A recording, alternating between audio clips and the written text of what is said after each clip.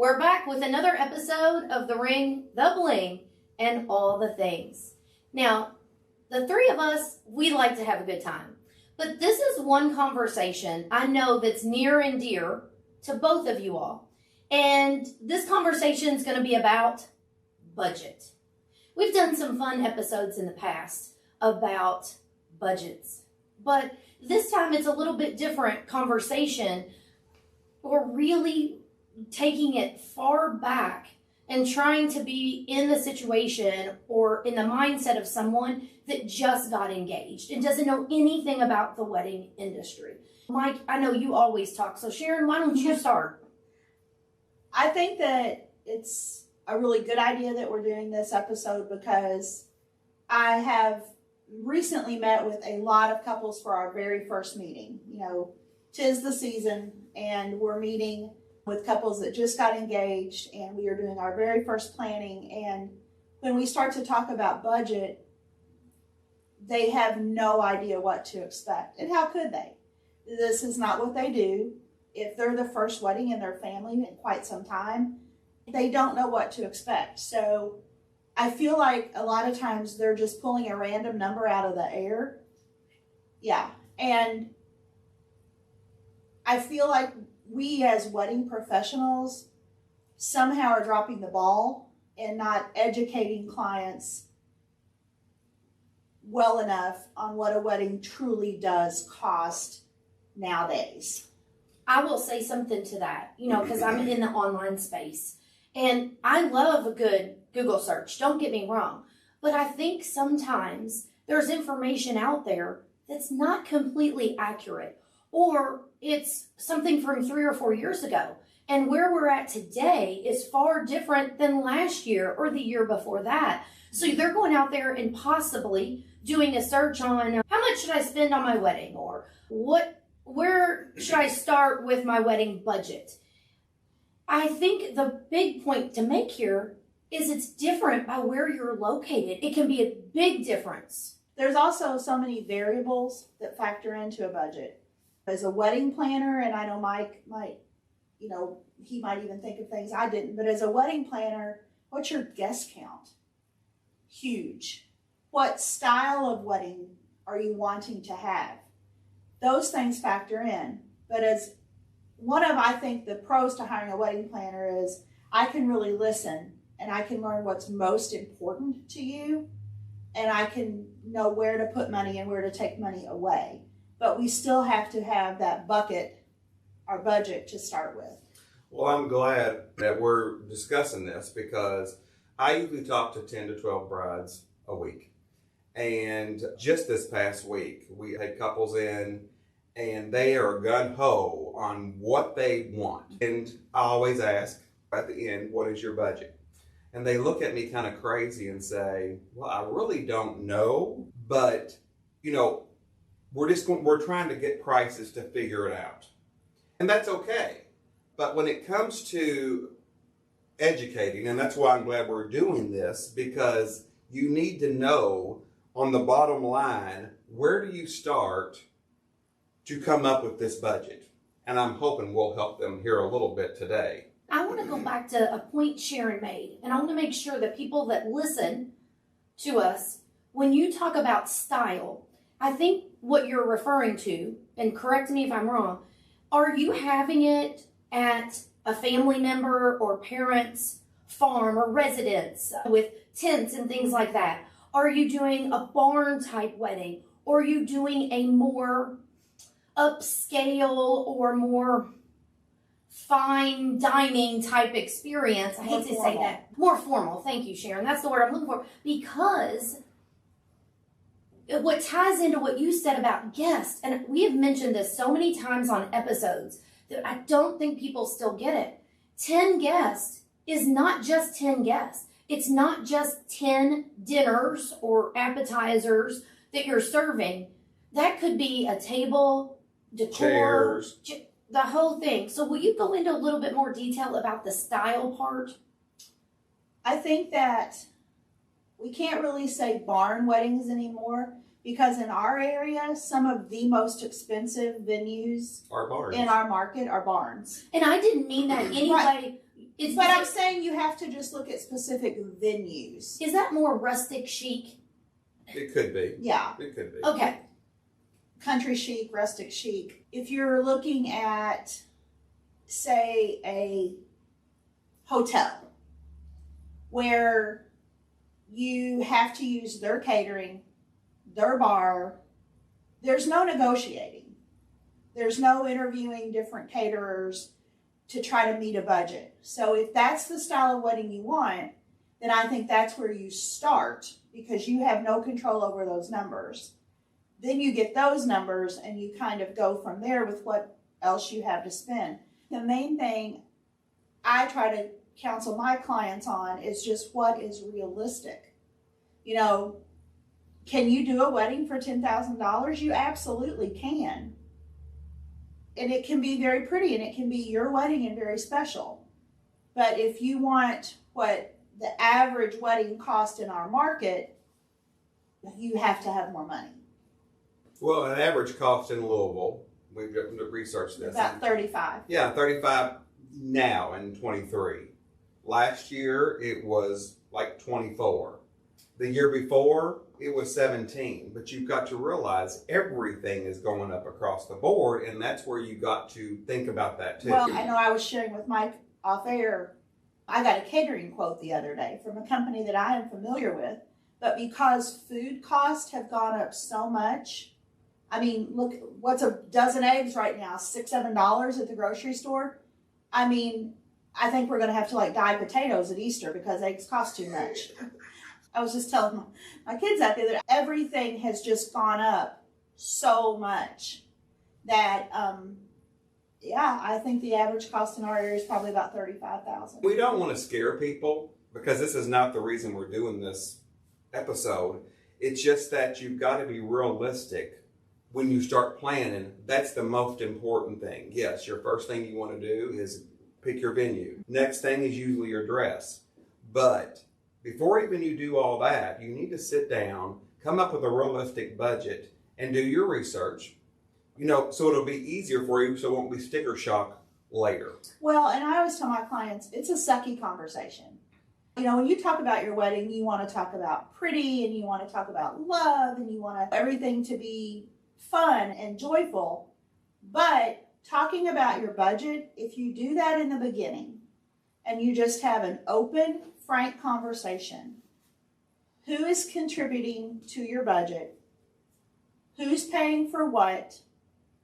If you just get that out of the way, then we know what we have to work with. And I can take just about any budget and make a wedding that a couple will be happy with. But to make everybody's dreams come true, I have to have a number. One of the things that, and I think I said this when we were doing some research, that average number to me, I really think there's so many factors like Sharon's talking about with guest count and style, depending on exactly what you want. And I love Sharon has always said your priorities. What is most important to the couple and figuring that part out. And there's some things you have to have for your wedding. You need an officiant. There's some things like that.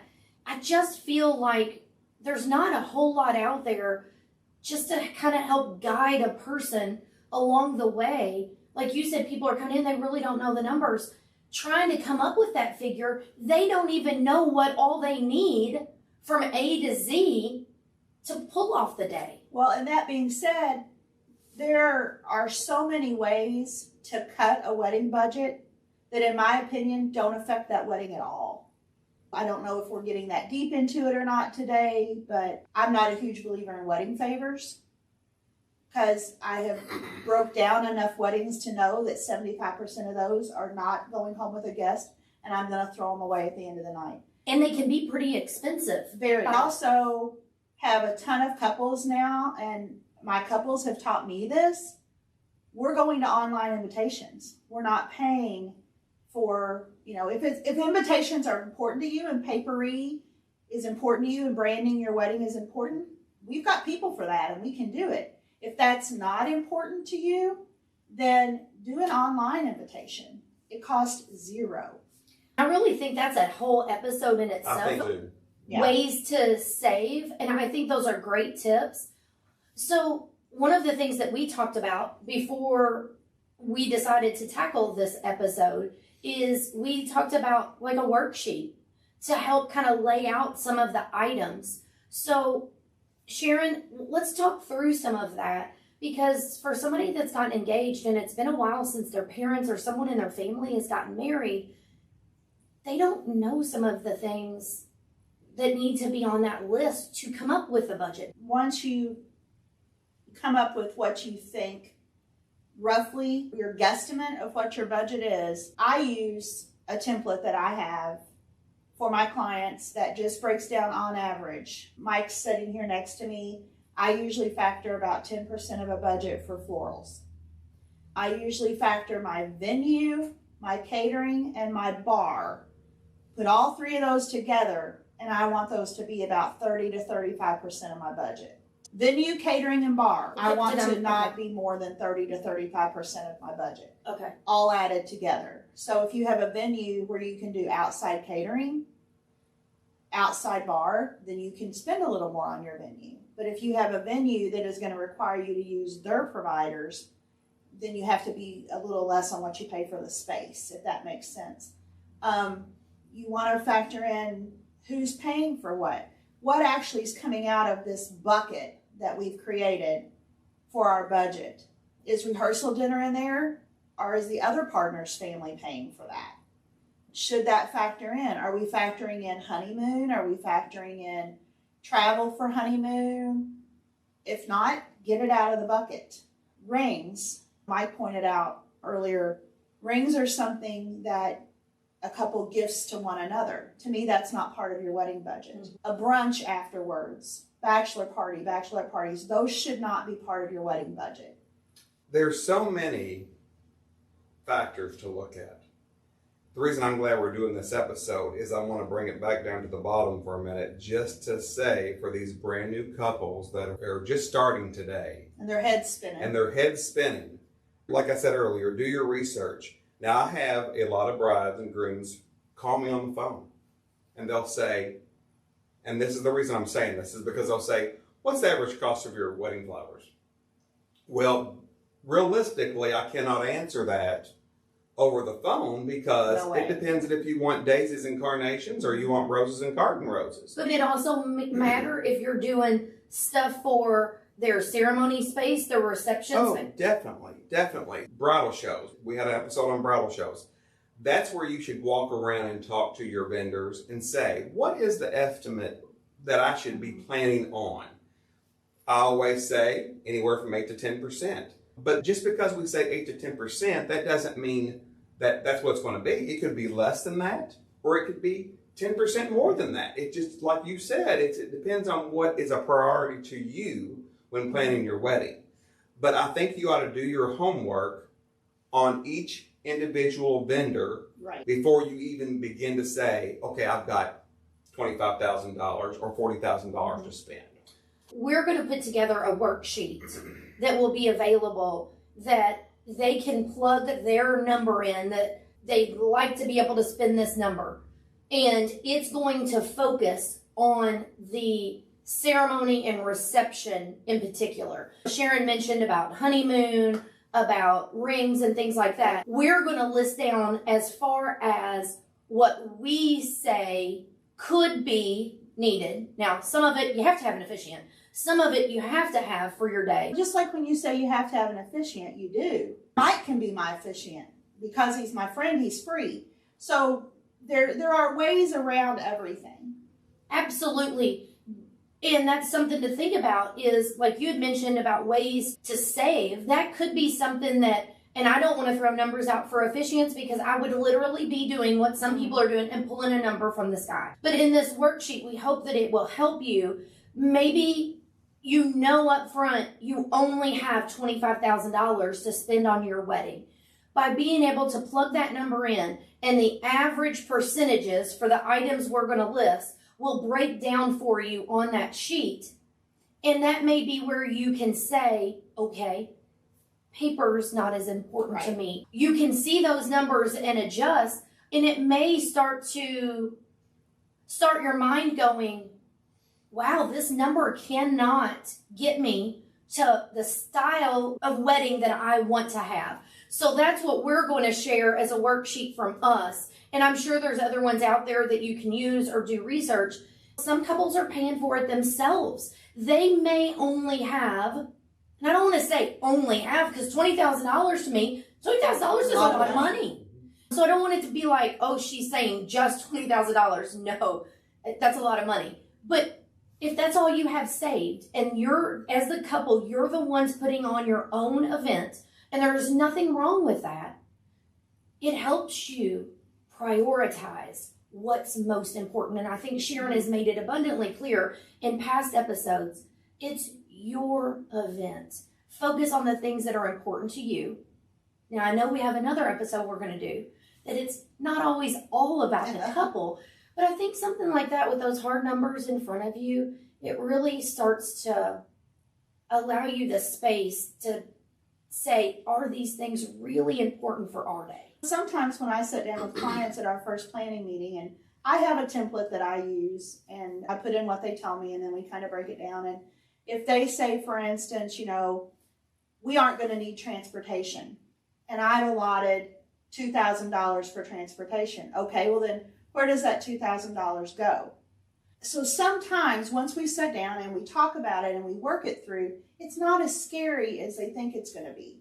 Again, back to just have the conversation and know where you are, and then from there, let's move forward and plan a great wedding. Something that a lot of people thinks, going back to the backyard wedding that you said, and then they say, well, let's do it in the backyard, we'll run a tent.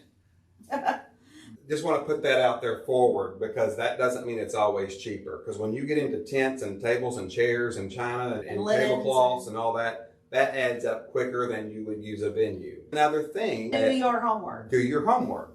Well, I can speak to that because Josh and I did on my parents' property with tent, tables, chairs, dance floor, lighting. I can keep going and going and going. But also the factor in here that a lot of people don't think about is the plan B. And if you don't have a wedding planner involved, in our situation, there really wasn't much of a plan B, in all honesty. There wasn't.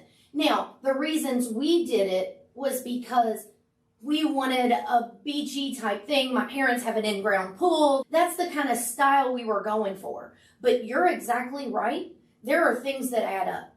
What I was going to share is, I think this worksheet, this is going to be probably something we want to do an episode on each one of these items. Because I want to go back to something you mentioned that plays into this, that engaged couples, if you don't know, you don't know.